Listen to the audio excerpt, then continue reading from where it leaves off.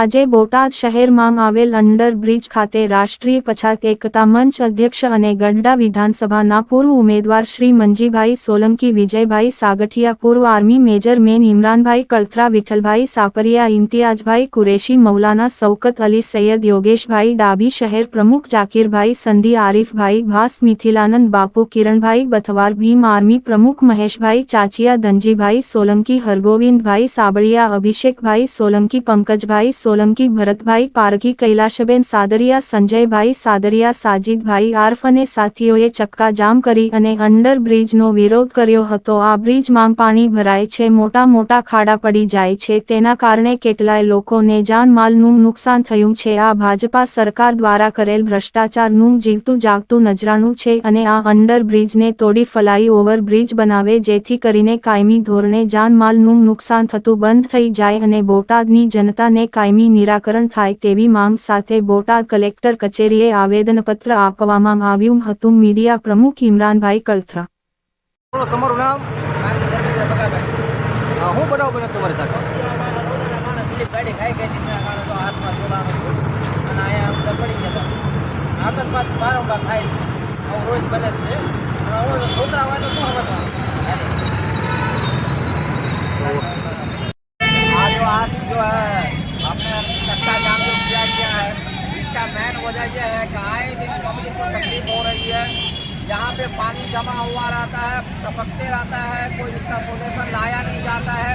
जब से ये ब्रिज बनी है तब से पब्लिक को आए दिन तकलीफ ही रहता है। तो क्या ये नदी है बोटाद का उतावली नदी यहीं से चालू हो गया है और इसके ऊपर जो गवर्नमेंट कोई ध्यान नहीं देती है, इसके अंदर कितना भ्रष्टाचार हुआ है नहीं हुआ है, इसको देखते हुए इसके अंडर ब्रिज के बजाय जो ना ओवर ब्रिज बनाने की हम मांग कर रहे हैं गवर्नमेंट से, ताकि पब्लिक को किसी तरीके से कोई तकलीफ न हो और तमाम ही एतबार से पब्लिक को आसानी हो। जो पब्लिक हमें हर एक एतबार से सहूलत दे करके हमें आगे लाती है, हमें एक बनाती है, वही पब्लिक को हम सत्यानाश कर रहे हैं, वही पब्लिक को हम परेशान कर रहे हैं कि ये कहाँ का रीत है। इसलिए गवर्नमेंट से और जिम्मेदारान सब चाहते हैं कि लगाया जाए। आज हिंदुओं तहेवार जे नवरात्रि અને આ તહેવારમાં તમામ હિન્દુ સંગઠનના લોકો અહીંયા ગરબા ગાવા અને રમવા આવતા હોય છે અને અત્યારે જે ગરબા ગાવા આવે છે રાત્રે એના એક્સિડન્ટ થાય છે અને એ જ લોકોના પગ ભાંગે છે। હિન્દુઓના તહેવારમાં હિન્દુઓના નેતાઓ આવતા હોય છે સ્ટેજમાં તો ફોટા પડાવવા, બાકી અહીંયા કોઈ જોવા આવતા નથી। એટલે આ ભાજપનો ભય ભૂખને ભ્રષ્ટાચારનું ઊંડું નજાણું બધાને આમાં દેખાય છે। આ અંડરબ્રિજની કોઈને જરૂર નથી, આને તોડી અને ઓવરબ્રિજ બનાવો કે જનતાને હાલાકીનો સામનો ફરી કરવો પડે નહીં। મારું નામ મંજીભાઈ સોલંકી, રાષ્ટ્રીય પછાત એકતા મંચ, રાષ્ટ્રીય અધ્યક્ષ, એનસીપી ગઢડા વિધાનસભાના પૂર્વ ઉમેદવાર। આજે બોટાદ કલેક્ટર કચેરી આવેદનપત્ર એ માટે અમે આપવામાં આવ્યું છે કે છેલ્લા 5 દિવસ પહેલા અંડરબ્રિજની મલપા જે વરસાદ જતો રહ્યો છતાં એના પાણી 1 મહિનાથી ભરાઈ રહ્યું હતું।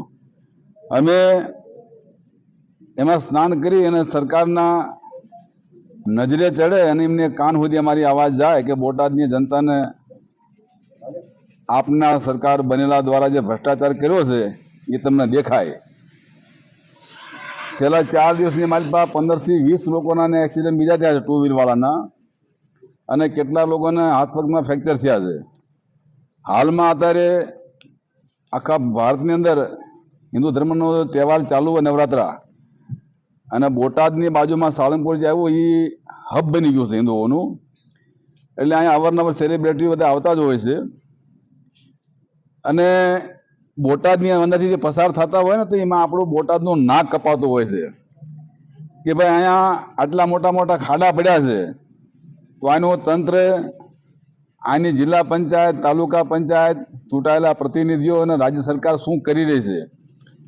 એટલે અમે અમારા માધ્યમથી હંમેશા પ્રયત્ન એવો કર્યો છે કે જનતાને પોતાના વાહનનું, પોતાના જાનમાલનું નુકસાન ન થાય એના કારણે સતત અમે કલેક્ટરને, પ્રાંત સાહેબને, અધિક કલેક્ટરને જાણકારી કરતા હોય ભાઈ આ તમે અંડરબ્રિજ જે રહ્યો એને રદ કરી અને એને ઓવરબ્રિજ બનાવો, જેના કારણે બોટાદની અને બહારની આવતી જનતા આ જે રહ્યો ને સ્ટેટ હાઈવે રોડ છે એટલે આ કાયમિકની હાલાકી જે રહે ને એનો પ્રશ્ન સોલ્વ થઈ જાય એના માટે મેં આવેદનપત્ર આપ્યું હતું.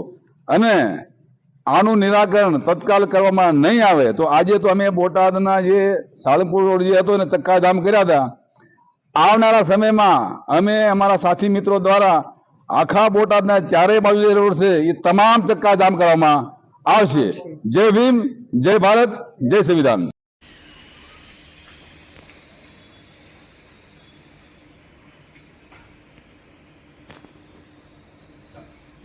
મારું નામ અભિષેક સોલંકી છે. આજરોજ બોટાદ અંડરબ્રિજની મુલાકાત કરી ત્યારે ખબર પડી કે સરકારે કરોડો રૂપિયાના ખર્ચે કરોડો રૂપિયા વાપરીને અંડરબ્રિજ બનાવ્યો. આ અંડરબ્રિજ કરોડો રૂપિયા ખાઈ ગયો છે.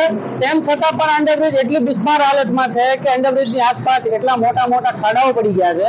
ત્યાં ખાડાઓના કારણે અહીં ચાલતા રાહદારીઓ, અહીં ચાલતા વાહન ચાલકો જે છે તે ખૂબ જ મોટી હાલાકીનો સામનો કરી રહ્યા છે.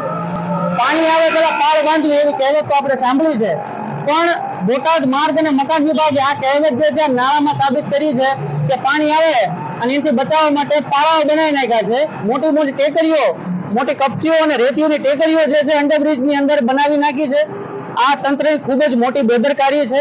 તંત્રની એટલી માંગ છે કે અંડરબ્રિજ તમે કરોડો રૂપિયામાં બનાવ્યો છે તો અહીં જે એન્જિનિયરો જે છે આ અંડરબ્રિજ બનાવવા વાળા એન્જિનિયરોને બોટાદ બોલાવવામાં આવે, અમારે એનું સન્માન કરવું છે.